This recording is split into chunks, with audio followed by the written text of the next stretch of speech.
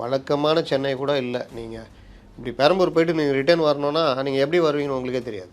இன்ன வரைக்கும் take diversion அது இதுன்னு ரோட்டில் பள்ளம் மேடு, சாலைகள் இது இல்லை, போக்குவரத்து சரியில்லை, கடுமையான தொந்தரவு. எங்கேயுமே சாலைகள் போடப்படல. இந்த இவ்வளோ பிரச்சனை, குப்பை அள்ளுறதில்ல, தனியாருக்கு முழுதும் தனியாருக்கு கொடுக்குற ஏற்பாடுகள், இது மாதிரி பல விஷயங்களில் சென்னை மாநகராட்சியுடைய செயல்பாடுன்றது ஏகப்பட்ட கம்ப்ளைண்ட்ஸ் வந்துக்கிட்டு இருக்குது.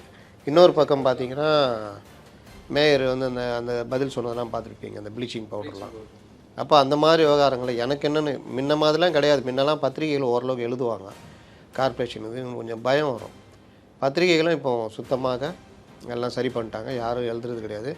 அப்படியே எழுதுனாலும் இவங்களும் பயப்படுறது கிடையாது. ஏன்னா முதல்வருக்கு நம்ம இப்படி பேட்டி கொடுத்தா முதல்வர் கேட்பார், அந்த அந்த பயம் கூட இல்லையே. அப்போ மேயருக்கே பயம் இல்லைன்னா மற்றவங்க எப்படி பயம் இருக்கும்? எல்லாத்துக்கும் மேலே மன்ற கூட்டங்களில் 40% கூட இவங்க கலந்துக்கிறது இல்லை. இது மேயரே சொல்லி கடுமையான நடவடிக்கை இருப்போம் அப்படி இப்படி நாங்கள் யாரும் நீ எடுத்துக்க போ அப்படின்ற மாதிரி தான் இருக்கிறாங்க. ஏன்னு சொல்கிறேன்னா, இப்போ நெல்லை மாநகராட்சி, இன்னும் குறிப்பிட்ட ஒரு 4-5 மாநகராட்சியில் மேயருக்கு எதிராகவே நம்பிக்கையில்லா தீர்மானம் கவுன்சிலர்கள் கொண்டு வந்தாங்க, ஆளுங்கட்சி கவுன்சிலரில். அப்போ அவங்களுக்கு என்ன எண்ணம்? அவர்களுடைய குறைகளை மேயர் கேட்கல, அவர்களுடைய குறைகளை கட்சி மேலிடமும் இது பண்ணல, ஆட்சிக்கு கெட்ட பேருன்னு சொல்லியும் கண்டுக்கலை. இதுடைய விளைவு கவுன்சிலர்களே மேயருக்கு எதிராக தைரியமாக கொண்டு வராங்கன்னா கட்சி தலைமைக்கு மேலே அவங்களுக்கு பயம் இல்லைன்னு.